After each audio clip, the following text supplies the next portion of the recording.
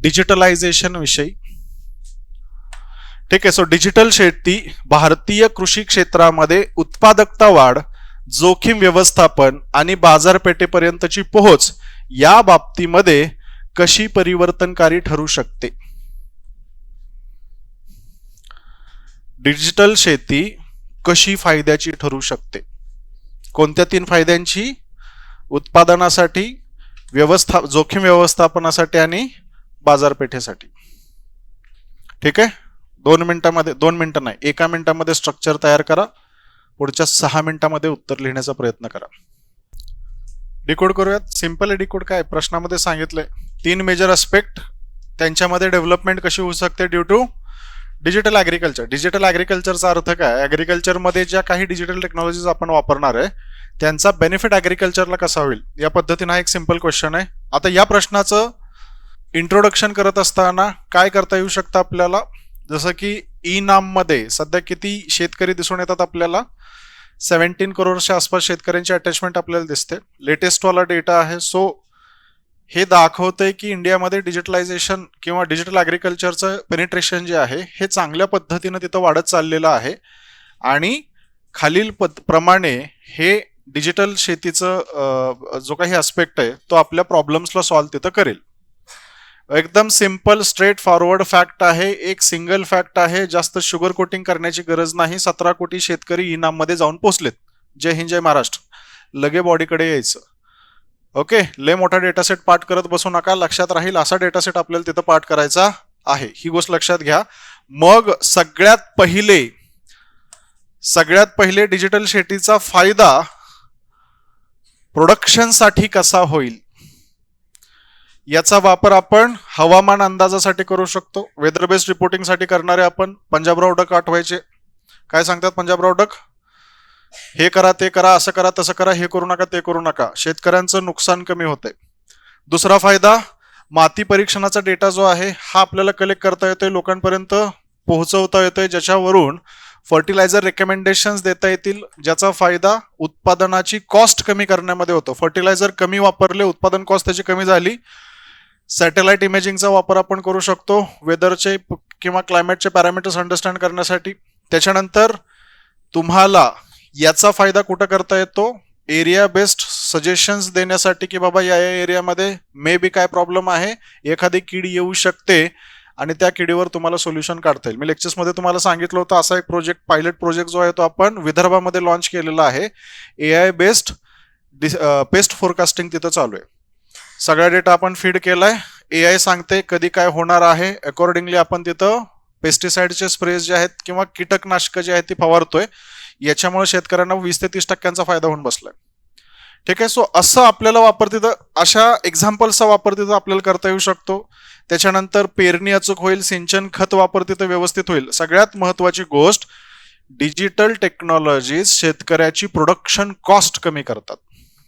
Digital technology शेतकऱ्याची production cost कमी करतात, त्याची डिसिजन मेकिंग इम्प्रूव्ह करतात. चुकीच्या वेळी चुकीचा निर्णय तो गडी घेणार नाही. याच्यामुळे त्याचं प्रॉफिट पुढे जाऊन वाढणार आहे. सो प्रोडक्शनमध्ये हा फायदा आहे. रिस्क मॅनेजमेंटमध्ये तो पिकांचं सर्वेक्षण चांगल्या पद्धतीनं करू शकतो. पीक विमा योजना ज्या आहेत त्या शेतकऱ्यांपर्यंत पोहोचवू शकतो. नुकसानाचं चांगल्या पद्धतीनं मूल्यांकन तिथं, आता सॅटेलाइट इमेजेसचा वापर केला तर ऍक्च्युअलमध्ये कोणाचं किती नुकसान झालंय हे आपल्याला तिथं शोधता येऊ शकतं. त्याला पटकन फायदा देता येऊ शकतो. आपत्ती जर आलेली असेल तर त्या काळामध्ये आपल्याला वेगवान मदत तिथं करता येईल. हा रिस्क मॅनेजमेंटचा आस्पेक्ट दिसतो.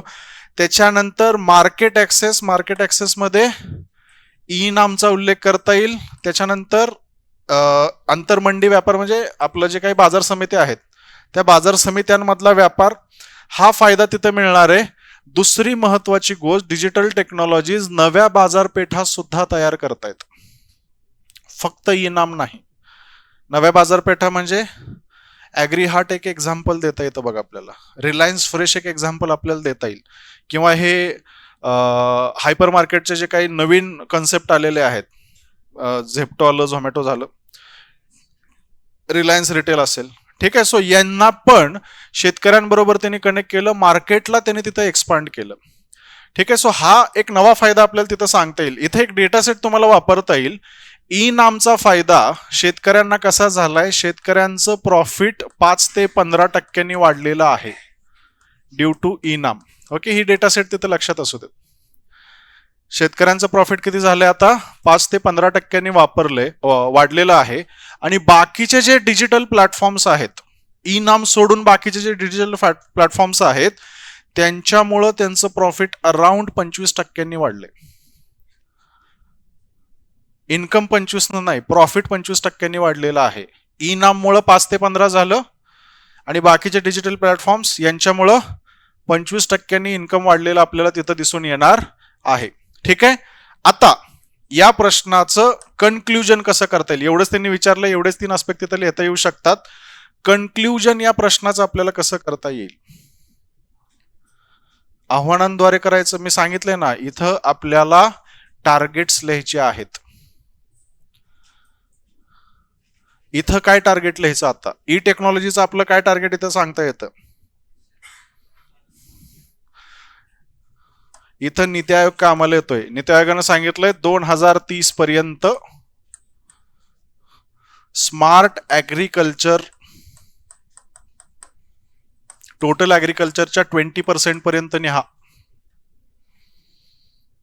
सो 2030 पर्यंत एकूण ऍग्रिकल्चरचा 20% area should come under smart agriculture, म्हणजे डिजिटली एम्पावर्ड ऍग्रिकल्चर मध्ये तो आणायचा आहे. तिथून पुढे तो एक्सपोनेन्शियली ग्रो करेल. तिथून पुढे तो काय करेल, एक्सपोनेन्शियली ग्रो करेल. कारण बघा, पहिली स्टेज जी असते ती आपली 1+1+1 ची असते. एका पॉईंट ऑफ टाइम नंतर एक्सपोनेन्शियली ग्रो करते. सो पहिले ते तरी कम्प्लीट करून घ्या. 2030 पर्यंत 20% of area should be smart agriculture. Niti आयोगाचं हे टार्गेट त्यांनी ठेवलेलं आहे. हे एकदम प्रॉपर आपल्याला इथं या प्रश्नासाठी सांगता येऊ शकतं. लक्षात राहील.